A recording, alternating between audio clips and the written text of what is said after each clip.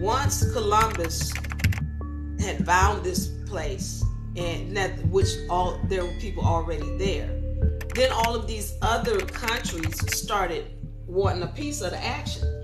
And as they started trying to divide up the territory, and what I want to bring up here is England was one of the first to establish a corporation within America.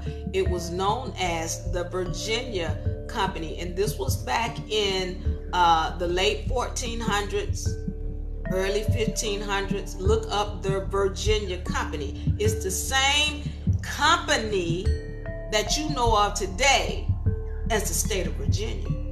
It's the same company. I want you to see how the territory had been divided by all of these different nations. Why is this important? This is important because if you're telling me that this land was Morocco, but I need you to understand that at this time, for somebody to keep saying that North America is Morocco, when we're looking at these maps, and they're showing all the countries, all the other countries that had territory and had claimed rights, France, England, Russia, a couple of other places that had claimed territory, but you don't see no Morocco up in here claiming territory.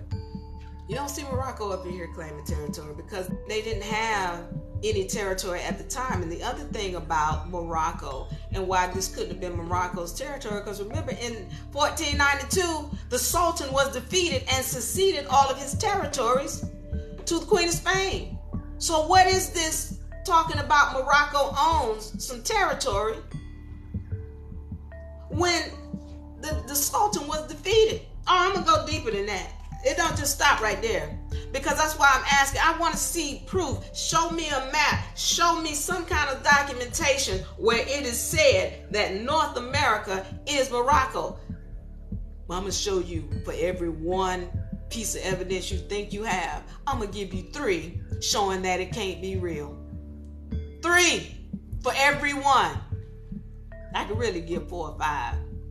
But you know, what I see with these groups, these people with the More group, what they want to do is they'll put up a whole bunch of BS, but no facts.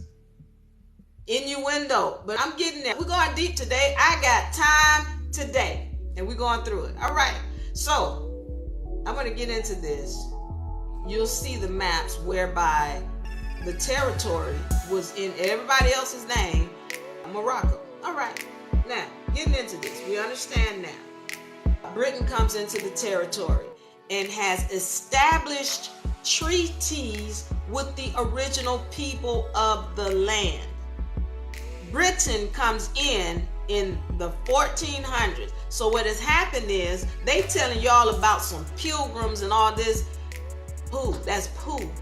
Because what had happened is that when England comes in, they came in with this business called Virginia. Also, they had another company called the Indian Company, the West Indian Company.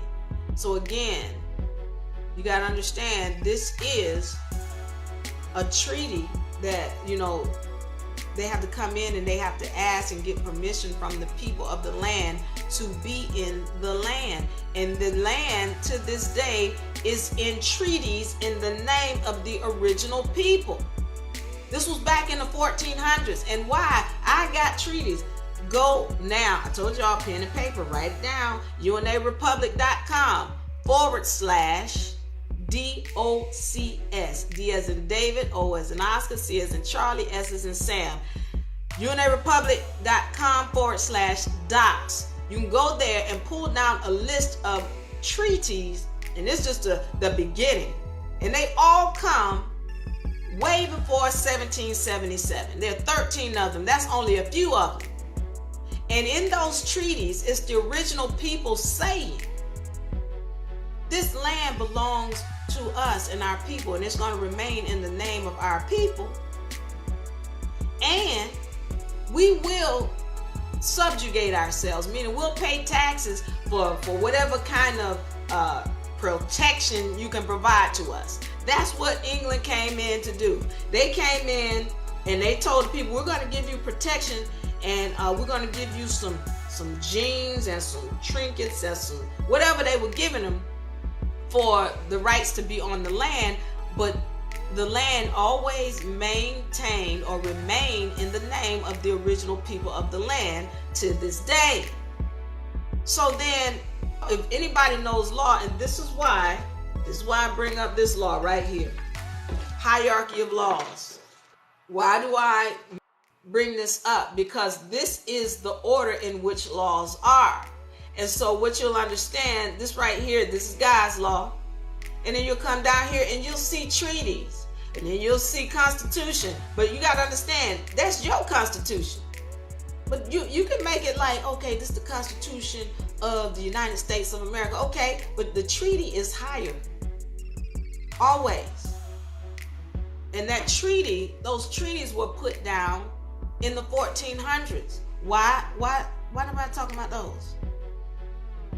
They are law. They are above anything the United States of America could ever create, because the original people of the land are the only ones that have the right to put this land in contract with anybody else. They're the only ones, the original people. Not somebody coming in from another territory, Moors. I don't care what your skin color is.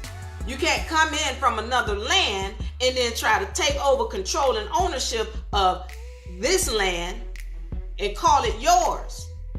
Now we're going to the international laws.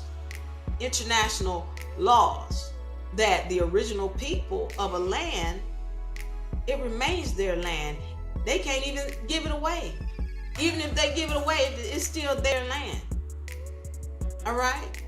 So now, no, Diva, we don't know about no treaties. Now y'all don't know about no treaties, but Diva do.